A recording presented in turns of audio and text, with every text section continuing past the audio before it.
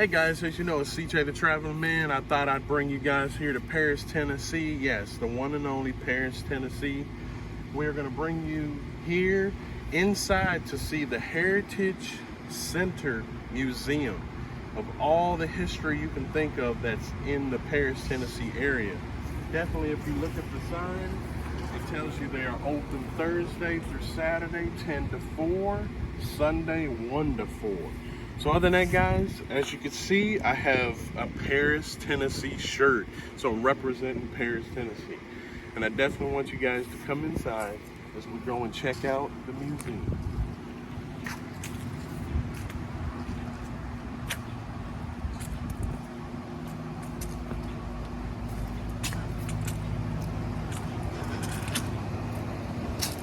Definitely check out the beautiful structure of the museum as well, the house.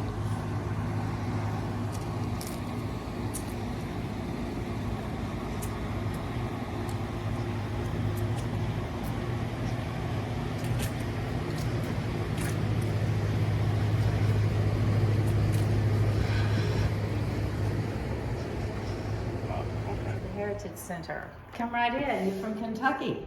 Yeah, we are. All right. And what's your business? We're a vlogger. Ah. Well, So we're come trying- right in. You're in the performance room right now. And we have several famous people from Paris.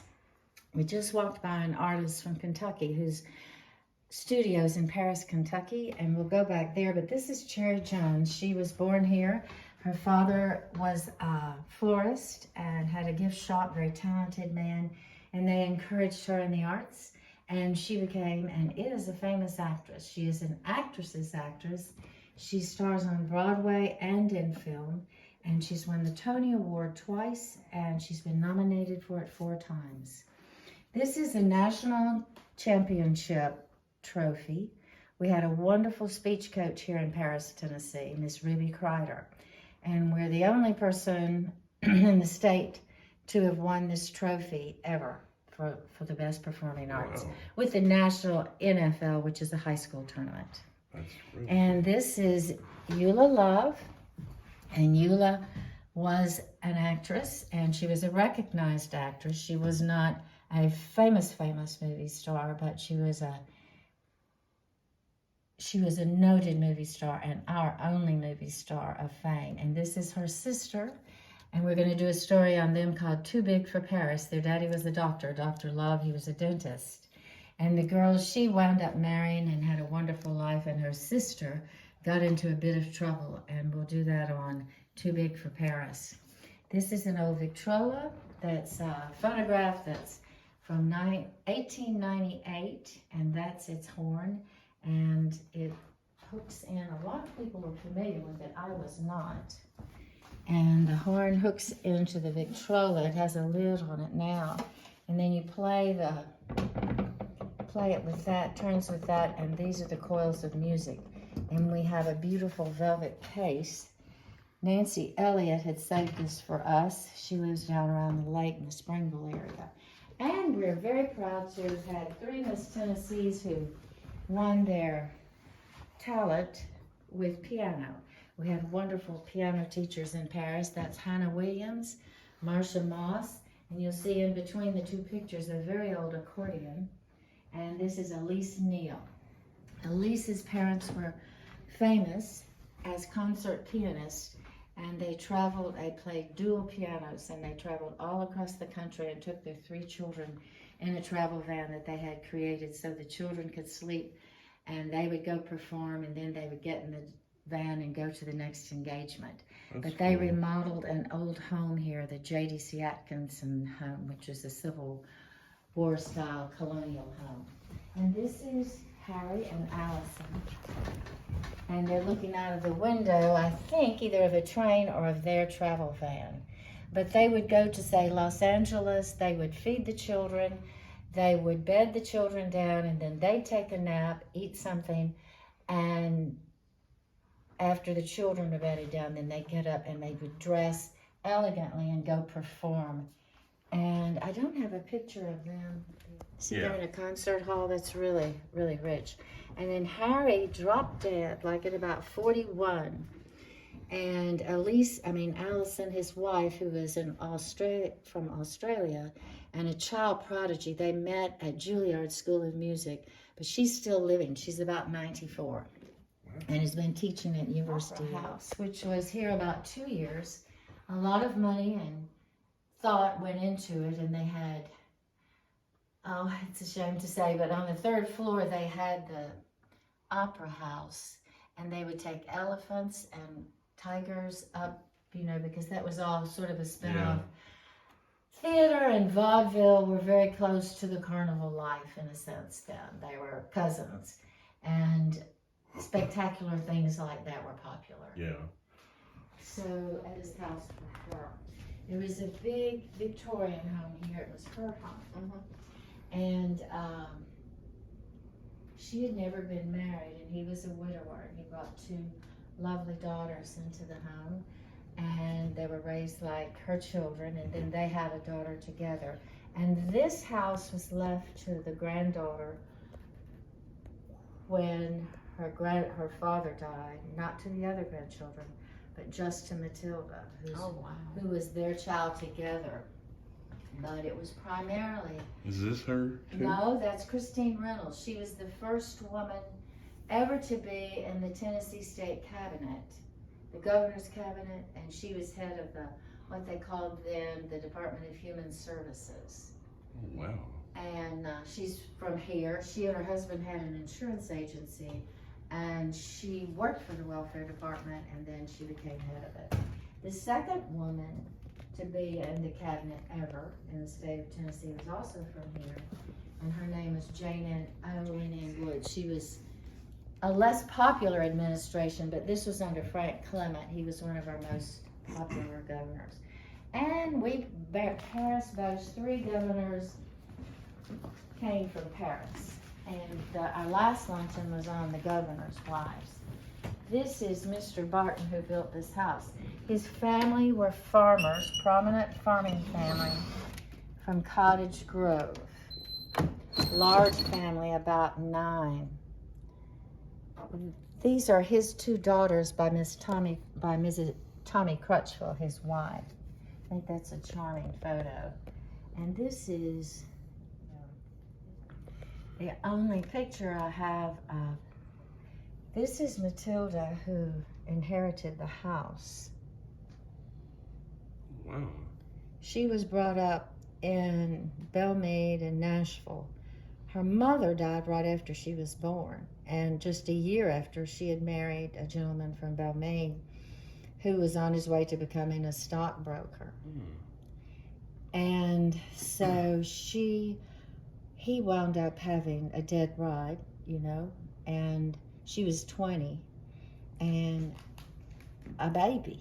So the baby came here to live with the grandparents until he remarried, and then he raised this Matilda very well. She had all the advantages, and then she married first a army man, and they were very active during World War II, and then he was a stockbroker on the stock exchange in New York. But about 8 years after the war, he died in an accident in New York, car accident at Mount Sinai Hospital. I don't know if he was hit or if he was, walking, a pedestrian, I don't know. And then she died pretty early on, and she left what she could leave her money. Her grandfather had left her a big trust too. I'm sure he left something to the other grandchildren. There were 6 or 7, including her. But she got the house, but she didn't want it.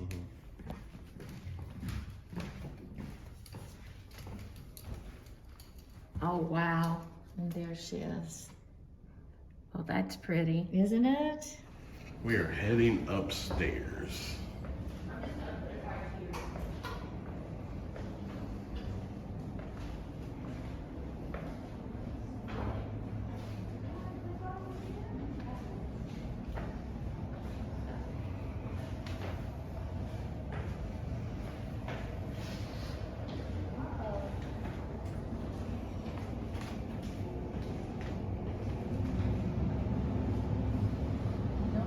Down here because it's hot on this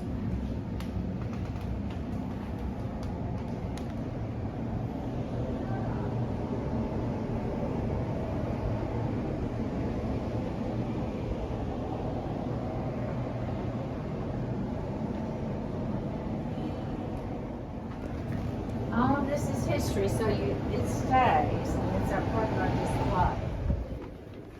But that's okay that one turned off. And then in here, we have racks, and this is where you dress in. You're not having groomsmen and bridesmaids, right? In the modern times, with the railroad, we have get a fire engine. Like this, there was a fire in the Victorian home that this house was built to replace. And after that, Mr. Barton made sure our fire station, we either had one or it was up to date, and I really can't remember. The Mitchum company that was international is right here. That's the Mitchum family. And Esoterica was their big product. And then they sold, Revlon bought them out because they also did Mitchum antiperspirant, and that's why Revlon bought it. They wanted that just because of the Mitchum antiperspirant. But they got a lot also. So that is where the Tex-Mex restaurant is. So it says Lucky's Hardware there. And that was in the 50s, early 50s, about 48, 52. That car is an older car for the day sitting there. Then in here I have a picture of this same block. This was the Cowell Hotel, and it burned.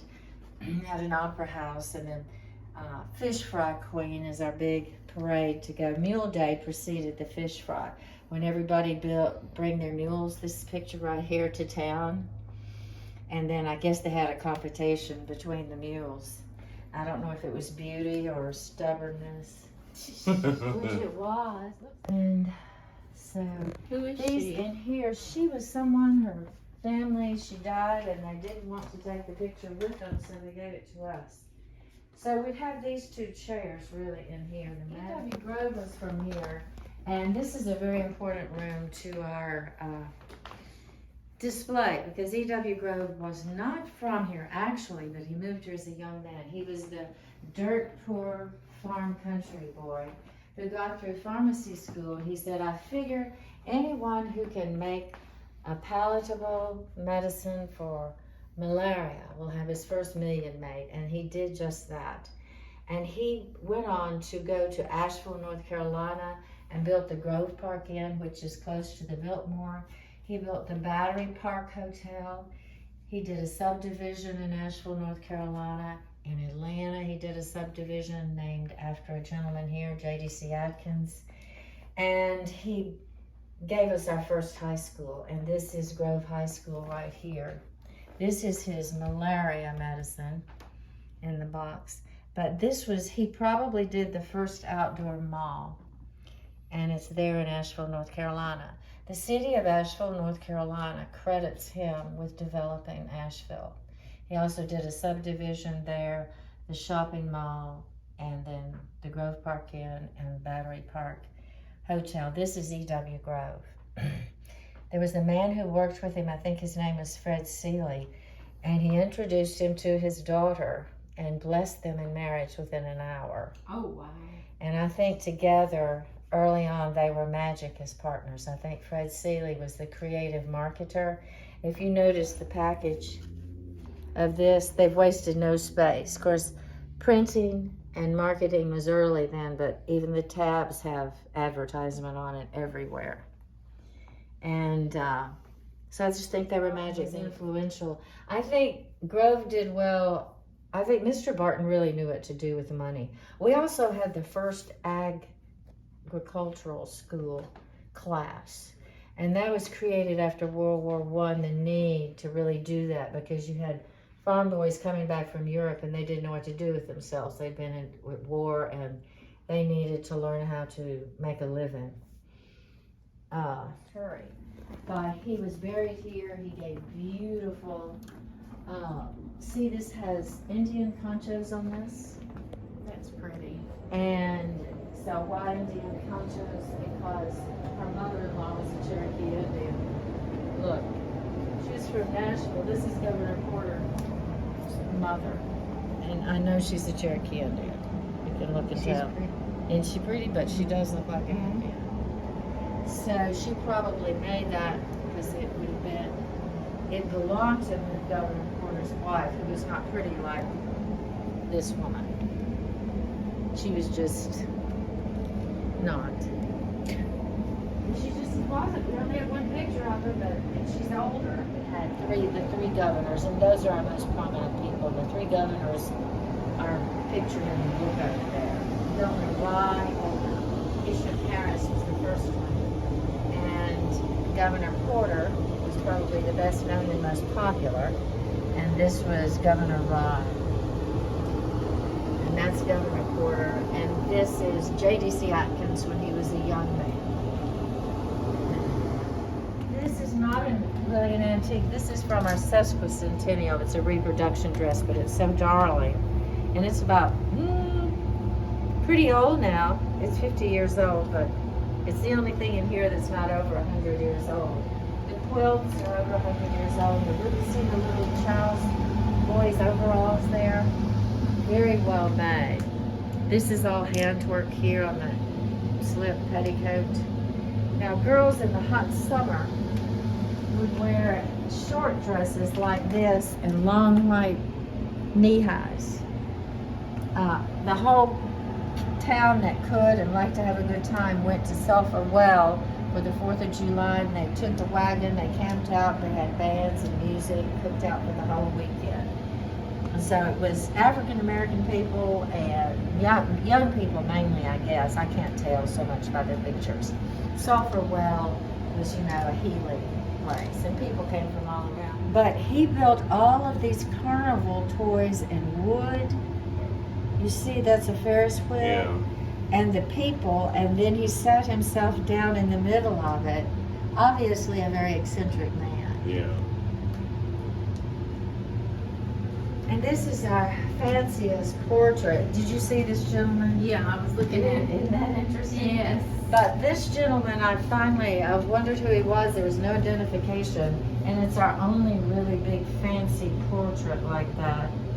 And I finally found him. I was kind of on the lookout for him. There's no identification on the back. I think it's in the early 1800s. There is a date. But he had the high forehead, because all mustache men look alike in a way. They had a weak chin and the high forehead and the kind of flattened down hair. But I've been here 6.5 years and I didn't find him until this year. Here, he just appeared. And his name is Johnsonius, and they're Dutch. And he moved here from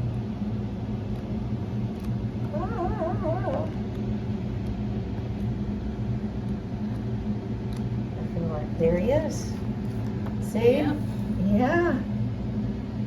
And he still has a granddaughter here, a great granddaughter.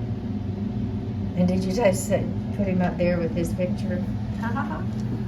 And they may not This even is know. an actual picture of him. Painting on Or canvas. painting, yeah. But you see, I had no idea who it was. And that- no one who's been here all the time on the board and stuff, they didn't know either. And our historians, so we've all been interested in it. Made the clothes for the rich. Anne Veltman Hari. And her husband, Hari, that sounds Middle Eastern to me. I don't know what it is, but he was the man who built our church, the First Presbyterian Church. Oh, wow. Yeah. So there's another pretty quilt, and this is a pleater to make pleats in a skirt. Each one of those comes up. Can you see it? Mm-hmm. But this is a pretty little boy's jacket. Look, it's an Easter egg in it. Oh. I wouldn't have never have hid it there. It could have melted. Would you like it? We had an old-fashioned Easter egg hunt. There you go. Convex, concave, whichever it is. Glass, you can't buy it anymore. Glass makers can't make it. So they made things then that we can't make now. We can make lots of metal buildings with a door on it. And then a name above it saying it's a business, which is an interesting story. There's a larger picture, I'll get it right here. Not the old folks' home, the county farm. Similar. farm. And anyone who didn't have a home, like a child or someone who was mentally challenged or someone who's just down and out. World War I, we joined late in the war, and it was over in in 1918. I think we went in early 1918. Leon Caraway is this man. He was from Big Sandy, but back then you didn't have cars much, or it was seldom if someone would have a car, like this gentleman would have a car, but people got together from the little towns and they played softball, and like I showed you at Sulphur Well, so people knew each other, and there was a big sense of community beyond your county. So he orchestrated 195 men and a battery to go to Europe, and they trained here out on the street here, Poplar Street.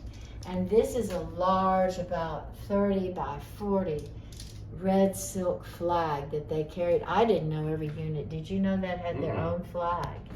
No. Which they get knocked down, even though this is just a poster. I had it made. But he did the art for World War I, propaganda, patriotism. And women were in that role for World War I. There were no women in the Army. There was not an Army or a Navy for women. But they were very active in helping in the Red Cross and volunteering in other ways. And largely that World War I was impetus for women getting the vote, not too many years later than that, because they got out there and were really active. But this is the figurine. I think it's the Detroit, but look at the rifle there. And it's out, the way it's constructed, a bayonet fits on the bottom, and that's what they would have used in World War I. And he is a doughboy. Most of the pictures we see of the doughboys are they're in the little tight suits like this. He's a very handsome man there, but there was a trench warfare. This is World War I. They're going off to Russia, and they look like they're having the time of their life. Yeah. You know, they've been through a lot just to get there. And trenches would be about this high, and they had dogs because they had to search out the mustard gas. And so there is almost as many dogs as soldiers. There they are jumping out of their trench.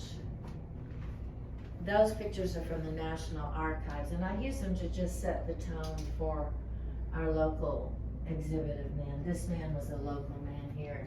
The others are during World War II. And this is your Clarksville 101st right here, going off to Normandy. And Camp Tyson was created to create barrage balloons to serve in the sky at Normandy, at the invasion in Normandy. And so Eisenhower is sending this group, the Clarksville 101st, off, and these guys went. African Americans manned the balloons. There was a famous unit of gentlemen that were stationed at Camp Tyson, which is halfway between here and McKenzie. These cutouts in wood were used for target practice of Hitler and the Japanese emperor, I guess that's what he is, and Mussolini.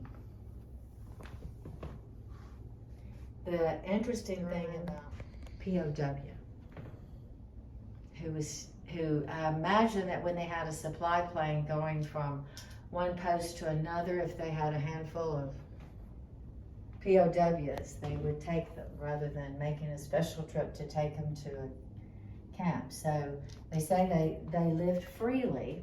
A woman was in here, it's very interesting, talking to them. Of course, Normandy was a successful in the long run, but at great cost, and I'm sure you know that. I think we lost 20,000 men over the weekend. Yeah, my grandfather fought in it. We were lucky he came back. He was at Normandy? Yeah. You sure are. This is a picture. Where is it? It's free fighting. This the way we came by it, someone's 54th father or grandfather died, but he had this in a little collection. We have some German Nazi propaganda cards too. Wow. So free fighting, Afrique something, and it also says we've got the name for every, for every whip of a slave, a slash or whatever, another shall be returned with German helmet. I have everything that's German down beneath. These are German propaganda cards that make fun of America. That is a German Mauser. Or Mauser, I think it's Mauser. And they were used in Vietnam. So evidently they bought a bunch of surplus. And that's the weapon they used in Vietnam. And a Vietnam soldier, a guy from here who was in the Vietnam War took it off a dead Viet Cong. Mm. That sounds freaky, doesn't it? Yes. I read an article in the newspaper last night about a doctor from China. We really just got this. It's really wonderful. And it's very fragile, as you see. Yeah. But these are the men who served. I don't know if they were in the March from Bataan or whatever, but it gives their period of service, 1943, 1946. Isn't it something?